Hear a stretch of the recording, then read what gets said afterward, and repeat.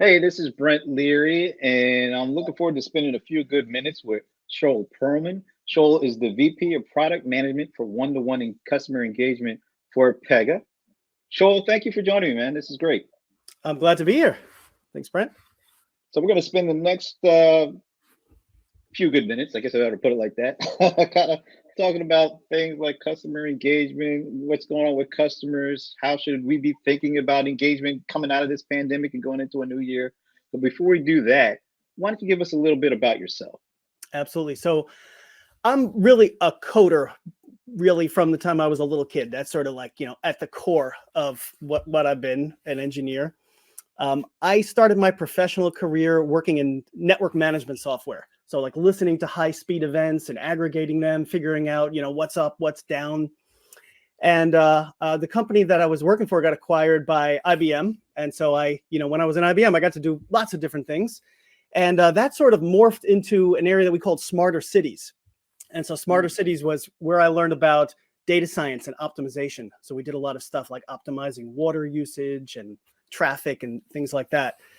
And that's where I really got this love for what I've been calling applied data science. It's kind of taking the data science. I'm not a card carrying data scientist, but I got this love for applying math to real world problems and really seeing the impact that it could have.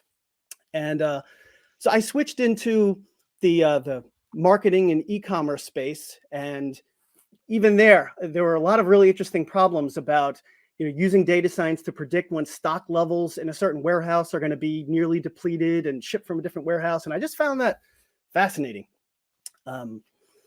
So when I joined Pega, there was this problem that I had seen. We had kind of touched upon it. We used to talk about it over beer, where if you could take the type of decisioning, applied data science that's typically used for like call centers, like when you call up and you're about to cancel your service, they have like one chance to say something to you, right? What are they going to say to you to try to keep you from canceling? If you could use that, but for all type of customer engagements, right? Even like sending you emails, so, using what you care about to engage with you. I just felt like that was a really, like a really expansive but very a vision that I could really grasp my teeth into. And so that's really what I've been working on since I joined Pega. Awesome. So let's talk about how have customer expectations, behaviors, all things customer, how are all these things that they expect and what they do and how they react, how have they changed over years? And maybe we can even break it down into, you know, pre-pandemic, during the pandemic, how have things changed, and maybe what are we going to look like on the other end of this pandemic? But just maybe some of the big basic changes that you've seen. I think one of the biggest things that's changed, and it was in play even before the pandemic, was that people really expect to be communicated about something that's relevant to them. I think for a long time it was just generally accepted that, like, I have two email addresses, not even talking about my corporate one. I have like my real one that I use for friends, and I have my other one, which is for like signing up for newsletters and, e-commerce, not yours, right? But, other ones, right? Right. And I think people just sort of got to this point where they just accepted there's going to be a bunch of junk that goes to the one where you sign up for things. But I think people's patience have worn thin on those. Like I know, like during the pandemic, I had time to like sit down and just unsubscribe to just tons of stuff that I didn't care about because it wasn't relevant to me anymore. And I think that one of the things that's changed is there's been this recognition in the industry that we don't need to do that anymore. We have the technology to do better. I think people have also, because they've been dealing a lot more with, calling companies up directly, there's an expectations that companies will listen and remember. Like when you're on the phone and you express like, don't talk to me about that subscription, it's not something I care about. There's kind of this assumption now that they will have heard you and they will make note of it and use it in the future. Like we're not just like our expectations have risen. It's not enough to just make use of it in that conversation. I think there's the expectation that it will get remembered for a long time. And the next Absolutely. time you talk to someone, they won't ask you about the same thing again. Well, they don't want to feel like, you're just playing at being interested, right? They're not just you talking and expecting you just to shake your head and then nothing happens, right? They're looking Yeah. for more meaningful engagement. It seems like, just from my experiences, pre-pandemic, companies could kind of get away with yeah, we hear you, yeah, but we're still going to do what we're going to do. Yeah. Not Or even, anymore. I think this pandemic is kind of like told, you need to be more empathetic, and you need to actually show us that you really care, and not just by saying that you care, but really hearing what we're saying and then doing something about that. show it by how you treat me. Yeah. Show that you've listened. If you I think we used to just sort of accept that, oh, I'm going to get transferred to 5 different departments. We sort of just accepted that's just a fact of life. And now I think the bar has risen up because all our interactions are digital. We don't have the patience for it anymore. We're like, what do you mean you're going to transfer me to a 5th department? It's just not okay anymore. And there's so many different, places, layers, complexities, perspectives, where all these interactions can take place between a customer and the vendor. Um, a lot of the folks kind of focus on the customer kind of service piece of that, which makes totally sense because like at the beginning of the pandemic, everybody was in such need for almost everything, just because things changed so dramatically, overnight. And so I was hearing like hundreds of thousands of calls coming in when it used to be like a couple of hundred, a couple of thousand, a month or a day in some instances. And so the emphasis was definitely on, customer support because people needed support. But what about how marketing is handled, the pandemic in the way to interact and engage with customers? If you had to give, like, generally speaking, if you had to give marketers a grade of how they have reacted and responded to customers during the pandemic, what grade would you give it and why? I think it was like a C- for the first 8 or 9 months. And then I think it shot up a lot. And I think you could even see it like on advertisements on TV. Like, remember the first few months, you saw these ads where, like, people are hanging out and, they're face to face. And there came this certain point in time when that became a strange feeling to see that, right? And there had to be this, immediate adaptation to people's perceptions have changed. It's no longer okay to make people uncomfortable with things that were from, a previous era, pre-pandemic. I think one of the things that's that I've been excited about, and one of the things that's sort of like risen up the importance of using machine learning, is these campaigns that people have traditionally ran, where they're just based upon demographics. What happened is people's behavior suddenly changed drastically over the course of like 3 or 4 months. And all of the pre-scripted campaigns that were defined before that suddenly were like completely out of alignment with what people were expecting. And so it's really like, the ones who are using machine learning, those systems were able to just adapt to the fact that people's behaviors were very different. And it changed so fast that it's hard for like the pre-scripted parts of it to just get reworked, because a lot of work that goes into making those changes. I tell you, I think for me, it's like finally, and I don't know if this is kind of to a certain extent human behavior, but sometimes we all get kind of locked in with the way we do things, and as long as we can do it that same way, we're not really all that interested in changing. But when something like this happens, where what we typically do, you can't even do it anymore. It forces you kind of to finally break out of that shell and start to try to be more creative and innovative about approaching the issue at hand. So when you think about customer engagement in particular, what has been the mold breakers that finally made companies have to change and do things, and what are some of the best ways that you've seen that happen? I'll say I think it's been in the numbers. Marketing is regardless of how you do it, it tends to be a very quantitative profession. You could really measure, is it working or is it not working? My response rates used to be 3.4%, and now they plummeted to 0.6%, right? And I'm getting unsubscribes. you can't argue with that. It's sort of become like this force of change. So that's actually, I think, been a positive driver towards change. The numbers don't lie. Yeah, the numbers don't lie, of course, but it feels like, once you have the numbers, are people ready to do what it takes to make a difference and not just change the numbers, but change kind of what goes on behind the numbers? Because, for example, call centers, I think one of the main metrics for call centers was, handle rates. How long are we on the phone with them before we are able to get off?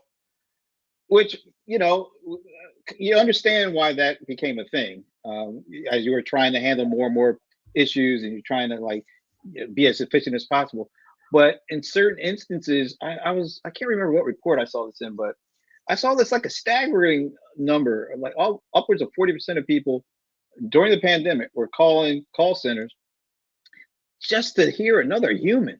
Mm-hmm. It felt, and then in certain instances where sometimes being able to hold that engagement it might not have kind of been the efficient thing to do, but from a relationship building standpoint, it could have been the best thing to do. Are you seeing companies starting to change, the metrics behind how they measure success from a call center perspective? Absolutely. It's becoming a lot more about empathy. So obviously, there are metrics we can use to measure this. Usually, the typical one is NPS, right? The promoter score. And that's, one of the interesting things is we have this ability to kind of balance two numbers together. We have the needs of the business and the needs of the customer. So the needs of the customer, you can measure through something that we calculate called propensity. What is your propensity to say yes to signing up for paperless billing if we were to offer it to you right now, right? You might have a very high propensity, so we might say yes. The business might have a really strong need to want to push a certain product on you. We have to close it. It's refinancing because rates are really low, and we've committed that we're going to close this number of refinances, right? So the business might have a strong need to kind of make a certain number, but what we're seeing is, there's a dial, and we're seeing companies want to dial much towards the empathetic side, not emphasizing so much the needs of the business, but emphasizing much more the cares of their customers, because otherwise you lose them. Do you see that as a trend, something that's long term, or is it something, well, we're in the midst of this big thing and we're trying to hold on to our customers and we're just trying to do what we need to do? I think it's okay, good. I have the cynical kind of side of me, but explain why you think it's a long-term trend. I think it's a good trend. I would love to hear why you think it's a trend. I think it's just people's tolerance for anything less than that has just gone way down. I think another thing that's changed is because we've all had to deal with companies, remotely, even if it was like our local bank and we could have gone in, we don't anymore, right? So suddenly there isn't really that connection to like who's in my neighborhood. You know what I mean? It's much more about what's the best service that I can get. I don't care where it is because I'm going to deal with them digitally anyway. And it only takes like one wrong move to say, all right, I'm done with this company. I went through this myself. I had a bad experience and I said, I'm never dealing with them again. I don't need somebody who's local to me. I just need someone who's going to treat me right. Yeah.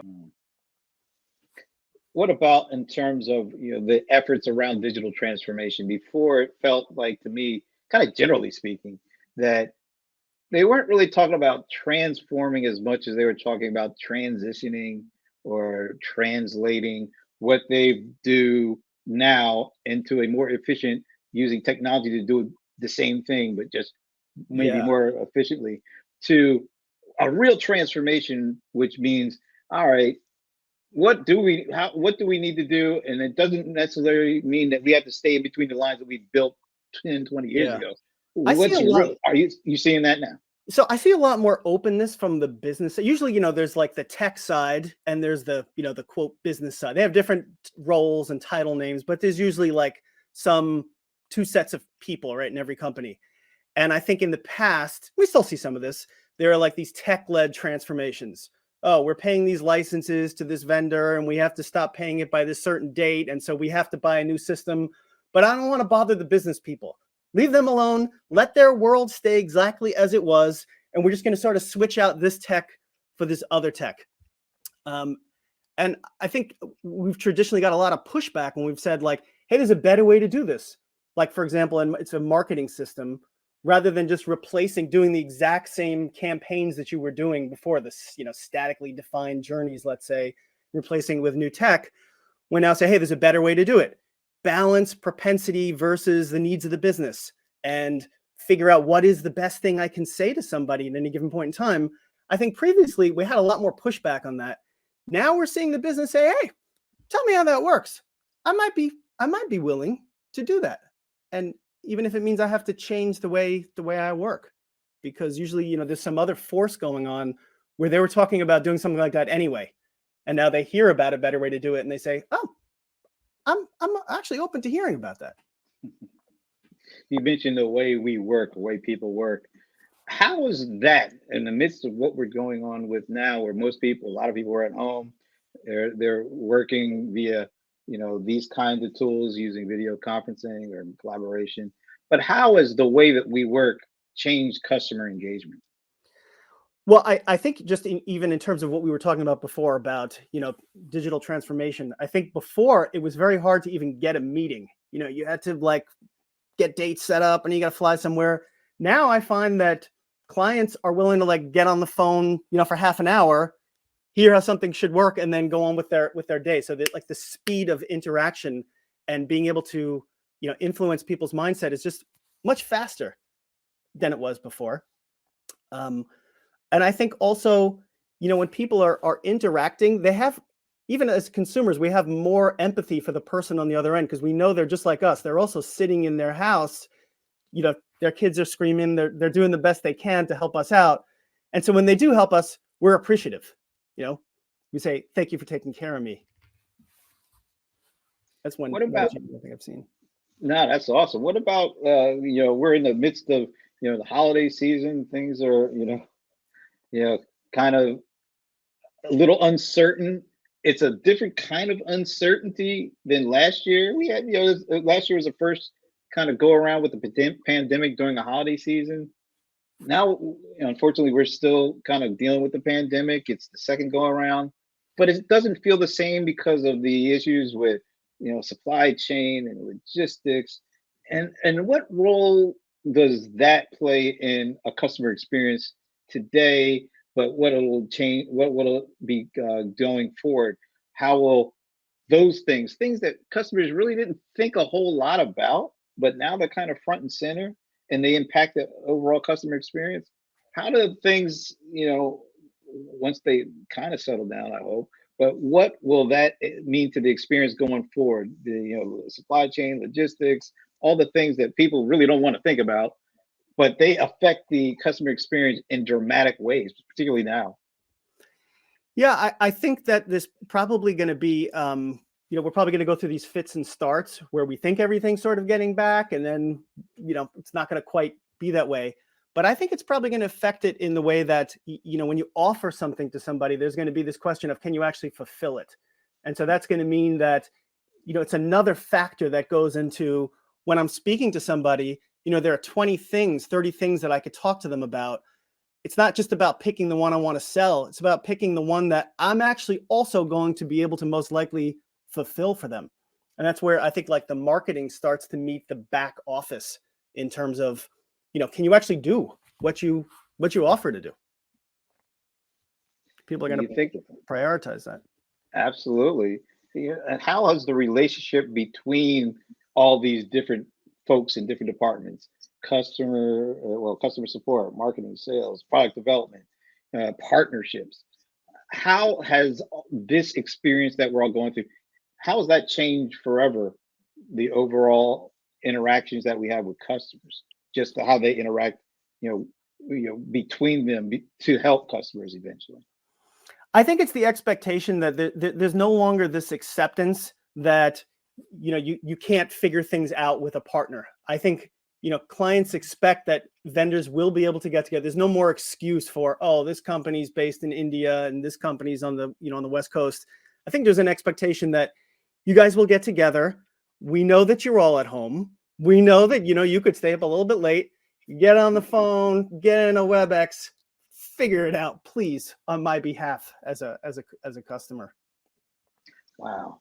So do you think meeting customer expectations is going to be more difficult because of this experience that we're going through than it was pre-pandemic? I unfortunately I think it will be because the expectations have risen. I think maybe if it was like 6 months, it might have gone back, but we've been in this for long enough now where the expect people have seen how it can be and how collaboration can work. Even how companies can collaborate and how people in different departments of the same company can collaborate, and that expectation is not going away. Hmm. I think it's here to stay. It's going one way still. Those expectations seem to be continually ratcheting up, it feels like. Yeah, I mean, even like sometimes I go into the office, but it's actually easier for everybody to get in a in a Zoom. You have better audio and better video than it is to get in one room. Awesome. Let's talk about the change, maybe if there is a change or what the change is. The correlation between good customer experiences and good employee experiences. How do you see that? Is there a direct correlation? Is it an equal part? This equals that? How do you explain it? Because I've been involved with a lot of industry conversations, and there's a pretty sizable debate as to the importance of employee experience to customer experience. How do you see it? I see it that employee, especially if you have client-facing employees, right, who are on the front lines. I think that we used to be there used to be this acceptance of, oh, my system's down right now, it's a little bit slow.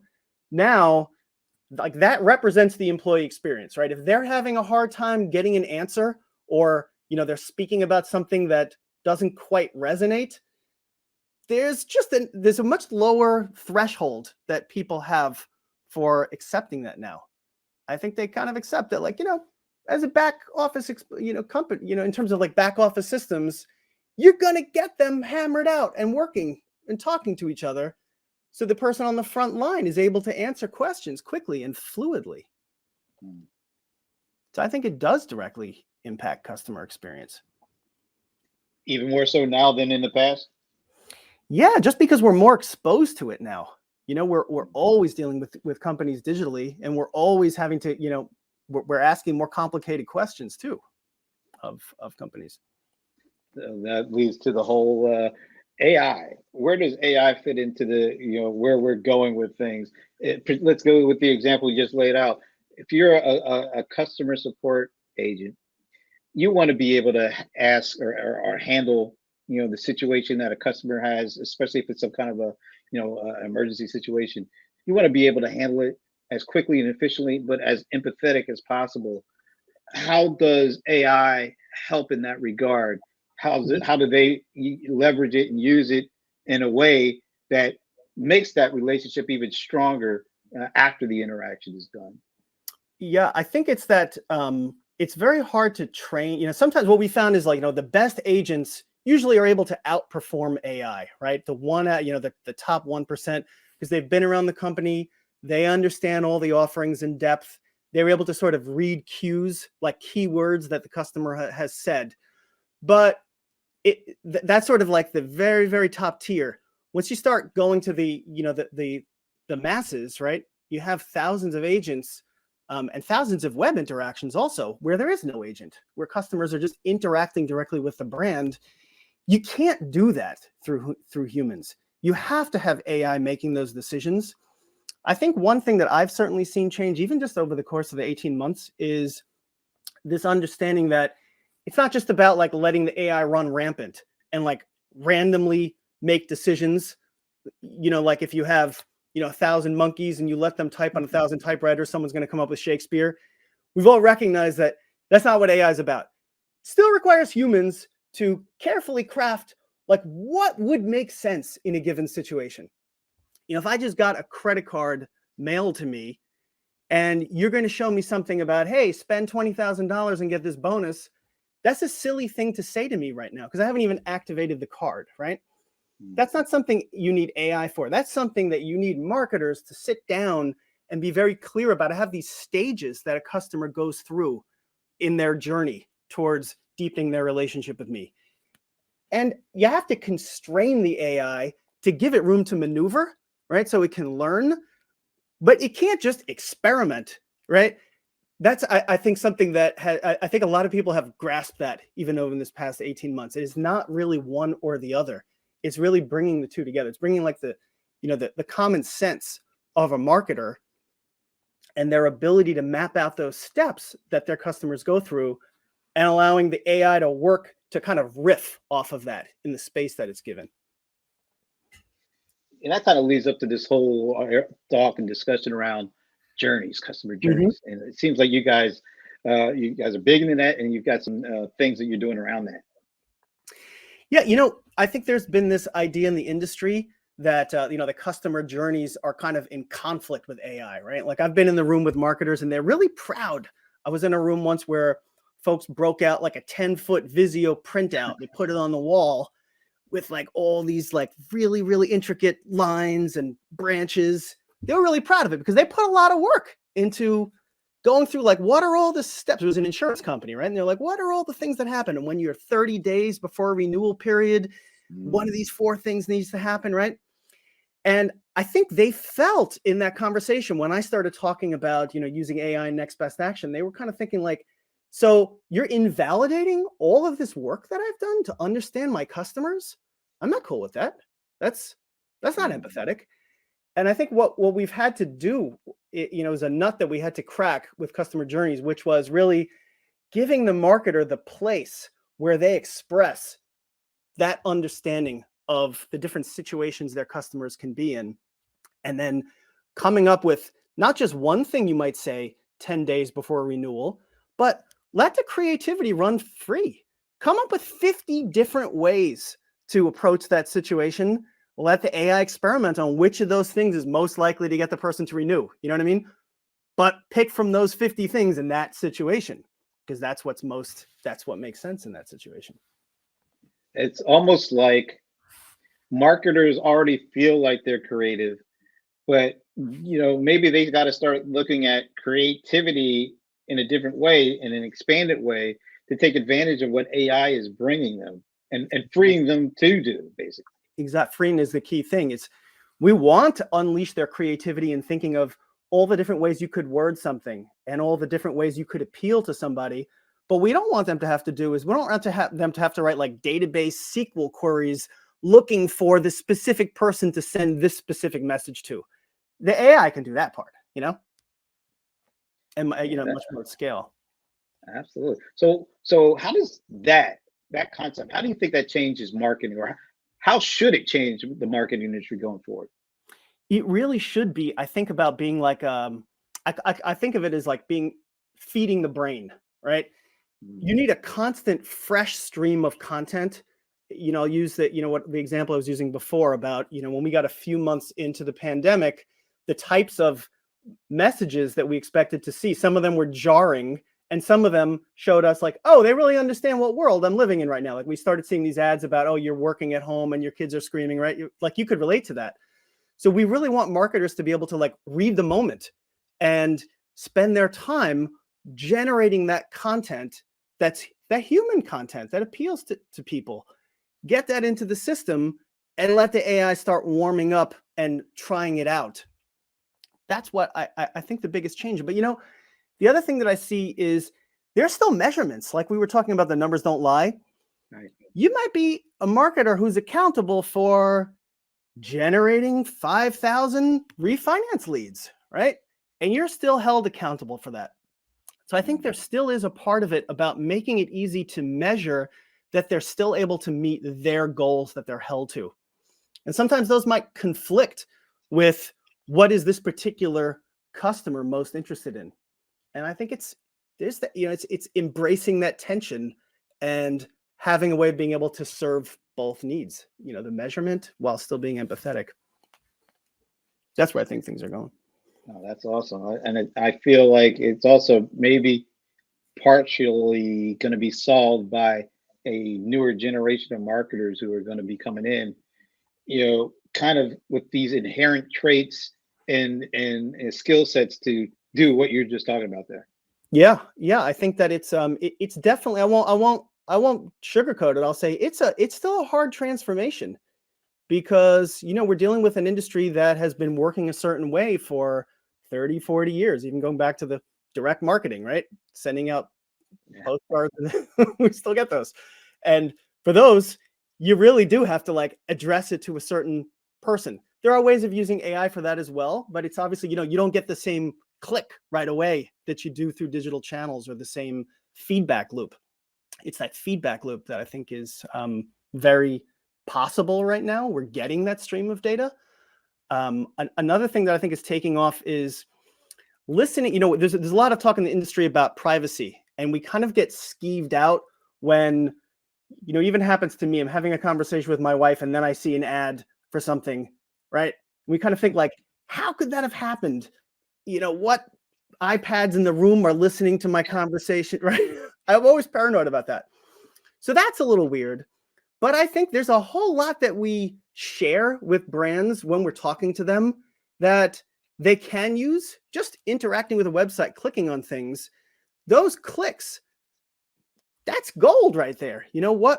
How people navigate through your site, that's something that I think every brand, there's a rush now to like listen to that data and make use of it in these decision making, in this decision making. I think that's what the crop of marketers who are growing up right now, I think they sort of get that, and they get that also it's a difficult technical challenge, but we definitely have the technology now to do it.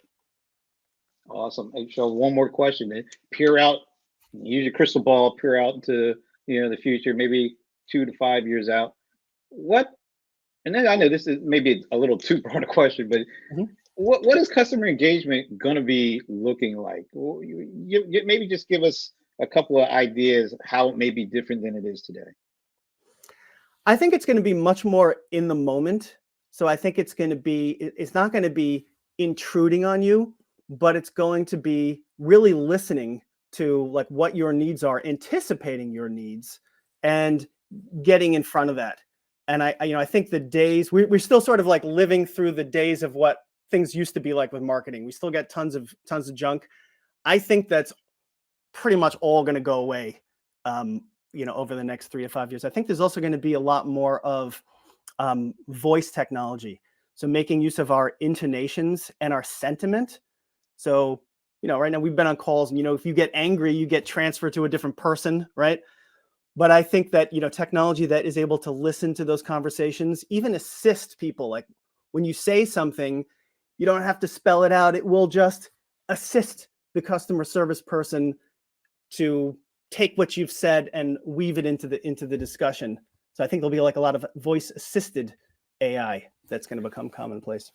Awesome. I am all for the day when marketers, as well as everybody else, can literally hold a conversation with their application instead of having to type and click and swipe and things that really don't come natural to us. We have to learn those things to talk to computers.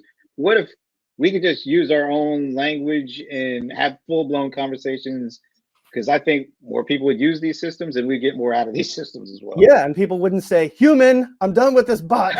Right. Awesome. Hey, so this has been a great conversation. Is there any place on the Pega site that maybe people can go and learn more about some of the things that we discussed? Yeah, go check out Customer Decision Hub. There's a great white paper called "Crossing the Chasm" that is really talks about this transition of how things used to be towards how what's possible now, and kind of the friction that there still is, but how some of the the leaders in the industry have gotten past it. It's some interesting stuff. I really enjoy it. Awesome. So this has been a great conversation. Thanks for taking time to do this. You're welcome. Glad I was able to make it, and it was great to meet you.